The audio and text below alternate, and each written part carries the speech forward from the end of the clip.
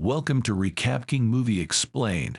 Galadriel's prologue describes the Dark Lord Sauron creating the One Ring, which he will then use to subjugate the people of Middle-earth by enslaving those who own the powerful magical rings known as the Rings of Power, which were bestowed to members of the races of elves, dwarves, and men. At the foot of Mount Doom, a last alliance of elves and men is established to oppose Sauron and his armies. But Sauron himself emerges and murders Elendil, the High King of Arnor and Gondor, and Gil-galad, the High King of the Noldor. Isildur, Elendil's son, slashes at Sauron's hand with the hilt of his father's broken sword Narsil after Elendil is killed.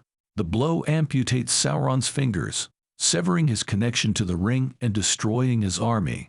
However, Sauron is not truly vanquished until the ring is destroyed in the lava and fire of Mount Doom, where it was made. Because Sauron's life is trapped in the ring, Isildur accepts the ring and gives in to its allurement while refusing to destroy it. Nonetheless, orcs ambush him and slay him on the banks of the river Anduin. In the riverbank, the ring is missing. After 2,500 years, the ring is discovered and eventually finds its way to the monster Gollum, who uses it to live unnaturally long for 5 centuries underground. To the dismay of Gollum, who referred to the ring as his precious, the ring abandons him and is later discovered by the hobbit Bilbo Baggins. The plot advances by 60 years when Bilbo brings the ring back to his home in the Shire. At the age of 111, Bilbo bequeaths the ring to his adopted nephew, Frodo Baggins. The magician, soon after discovering that it is the One Ring, Gandalf sends him to Bree with Sam with the intention of meeting them both there after going to Isengard to meet Saruman, the leader of his order.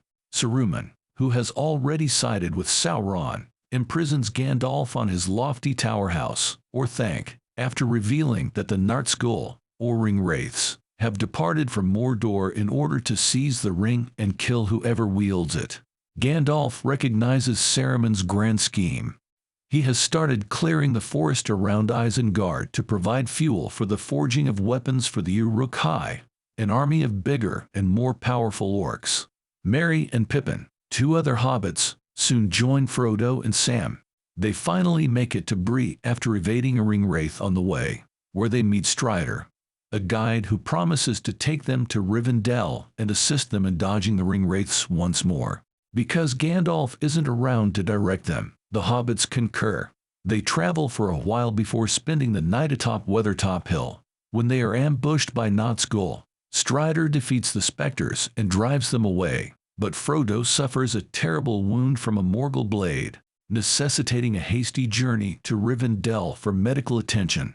While being pursued by the Nazgul, Frodo is brought to Rivendell by the elf Arwen, where her father Elrond heals him. Frodo meets Gandalf at Rivendell, where he explains why he was unable to meet them in Bree as scheduled. While being held captive atop Orthanc, he was able to flee with the aid of Gwaihir, a gigantic eagle. As negotiations between various groups of people continue, Elrond convenes a council to decide what should be done with the ring. The only way to destroy the ring is to drop it into the larva of Mount Doom, where it was created. The voyage to Mount Doom in Mordor, close to Sauron's stronghold of Barad-dûr, will be extremely hazardous. As the others fight about who should or shouldn't take the ring, Frodo offers to carry it to Mount Doom.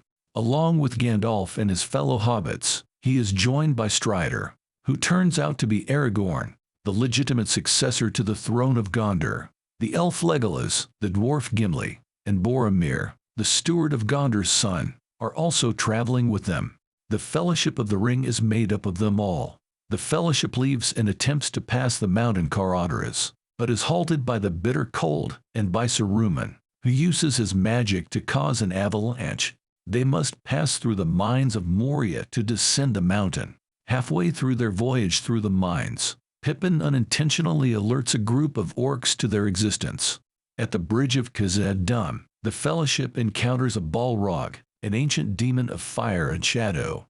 While he descends into the pit below with the Balrog, Gandalf fights the creature on the bridge, allowing the others to escape the mines. The gang seeks refuge in the elvish kingdom of Lothlorien, where Galadriel and her husband Celeborn provide them with protection.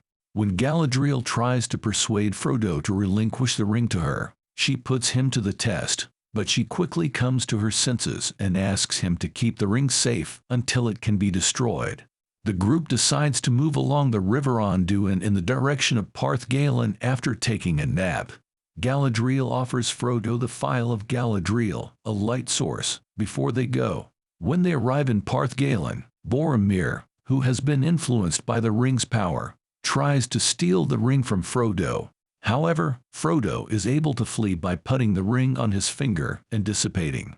Frodo decides to separate from the Fellowship and travel to Mordor alone since he is aware that the lure of the ring will be too great for them. While this is going on, Saruman's larger, more powerful Uruk-hai orcs, which can endure sunlight, are attacking the remainder of the Fellowship. Realizing that Frodo is going, Merry and Pippin divert the orcs, allowing Frodo to escape.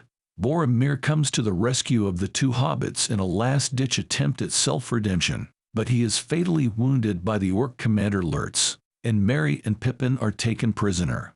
When Boromir is located by Aragorn, Legolas, and Gimli, he regrets trying to steal the ring and passes away. Later, his corpse is put in a boat and thrown down the Anduin and over the falls of Rauros.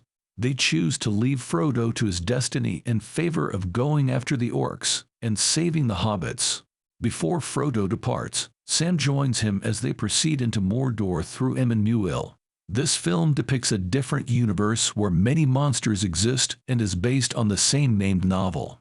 Some of them include hobbits, elves, dwarfs, and us humans. Sauron, the Lord of Darkness, developed the most potent ring to help him rule the world.